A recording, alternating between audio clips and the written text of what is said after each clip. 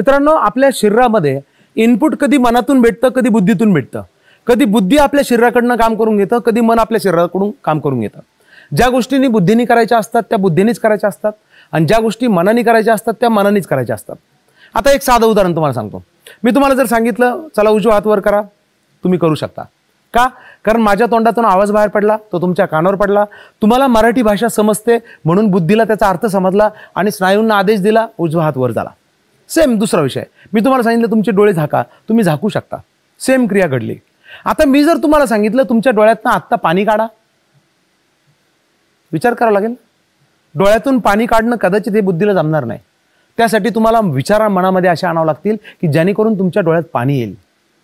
त्यामुळे काही गोष्टी या मनाकडून शरीराला करून घ्याव्या लागतात आणि काही गोष्टी बुद्धीकडून करून घेतल्या जाऊ शकतात. त्यामुळे आता मनाची काम करण्याची पद्धत सांगतो, उदाहरण सांगतो. साधं उदाहरण मी तुम्हाला सांगतोय. 20 अधिक 22.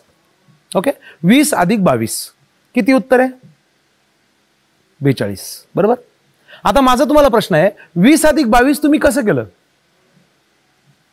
तुम्ही म्हणाल कसं केलं म्हणजे काय? आणि मला प्रोसेस सांगा. 20 अधिक 22 तुम्ही कसं केलं? विचार करा कसं केलं. 20 आणि 20 40 अधिक 2 22. म्हणजे कसं केलं?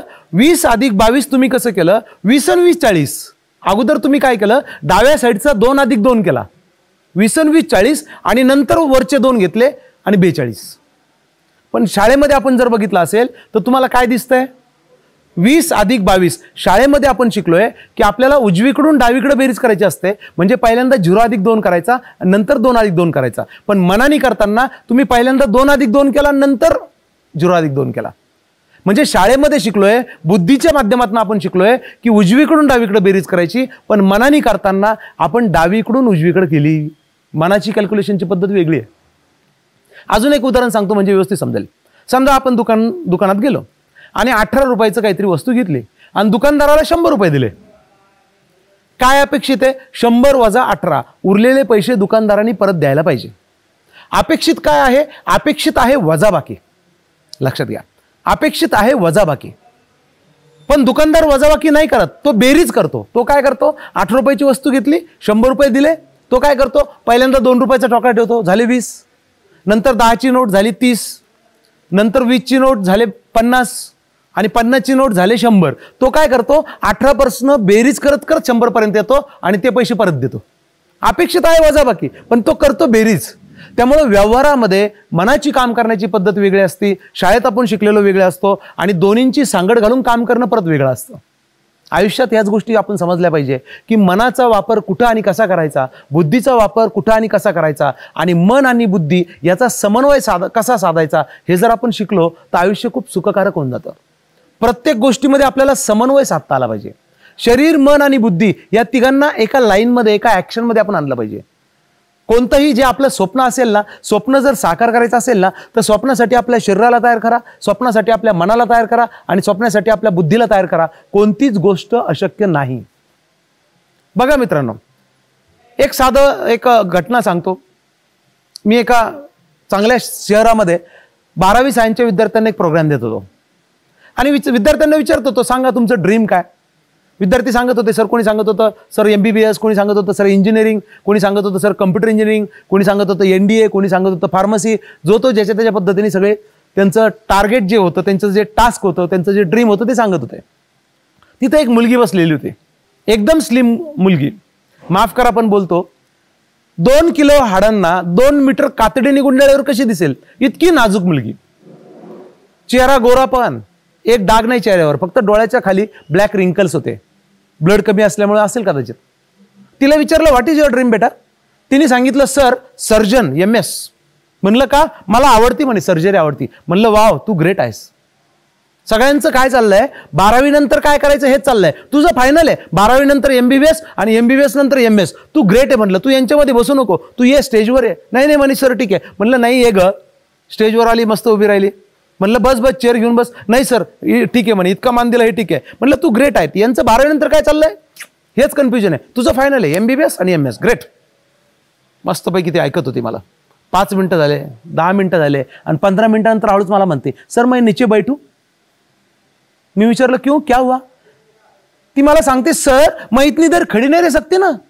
म्हणलं मावशे, तुझं ड्रीम आहे सर्जन व्हायचं, MS व्हायचं, ऑपरेशन करायचे. अरे एखादं ऑपरेशन 2-2, 3-3, 4-4 तास चालतं आणि तू 15 मिनिटं उभं राहू शकत नाही. 15 मिनिटानंतर तुला बसायला मागते. मग ऑपरेशन केल्यावर एखाद्याची चिरपाड केल्यावर त्याला म्हणशील का असंच पडून राहा, मी आराम करून येते?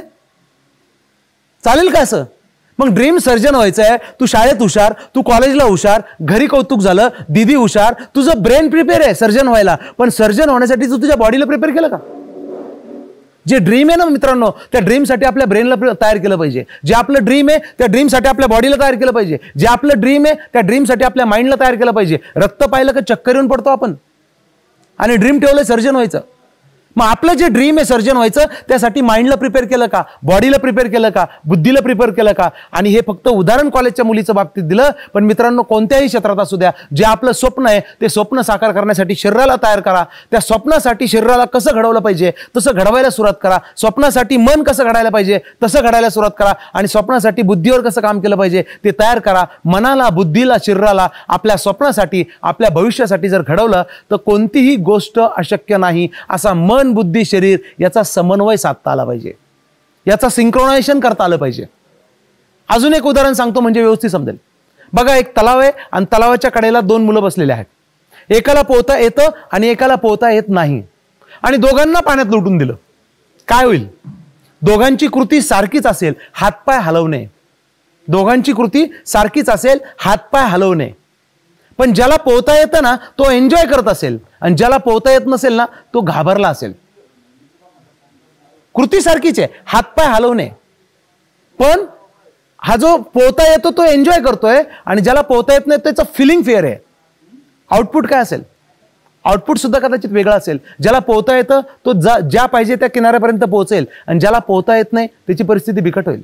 मग माझा प्रश्न आहे, जर कृती सारखीच आहे, हातपाय हलवणे, मग फिलिंगमध्ये फरक काय आहे, आउटपुटमध्ये फरक काय आहे? कारण कृतीमध्ये एक महत्वाचा फरक आहे. फरक काय समजून घ्या मित्रांनो. ज्याला पोहता येतं तो पण हातपाय हलवतोय, आणि ज्याला पोहता येत नाही तो पण हातपाय हलवतोय. मग यात फरक एकच महत्वाचा आहे, ज्याला पोहता येत नाही तो कसा पण हातपाय हलवतोय, आणि ज्याला पोहता येतं ना तो सिंक्रोनायझेशन आहे. त्याच्या हातपाय हलवण्यामध्ये एक सिस्टीम आहे. हा उजवा हात पुढे गेल्यानंतर मान अशी पाहिजे, डावा हात असा पाहिजे, पाय असा पाहिजे, डावा हात पुढे आल्यानंतर उजवा हात मागे पाहिजे, पाय असा पाहिजे. याला एक सिस्टीम आहे, याला एक सिंक्रोनायझेशन आहे, आणि तो सिस्टीमने हातपाय हलवतोय. आणि हा फरक आहे आउटपुटचा, हा फरक आहे फिलिंगचा. त्यामुळं आयुष्यामध्ये मन, बुद्धी आणि शरीर याचं प्रॉपर सिंक्रोनायझेशन झालं पाहिजे, याचा समन्वय साधता गेला पाहिजे. आणि ह्या तिन्हींचा जर समन्वय साधला गेला तर आयुष्यात अशक्य असं काहीच नाही. आज एवढंच बोलतो, आणि पुन्हा लवकर आपण भेटू. All the best. थँक्यू.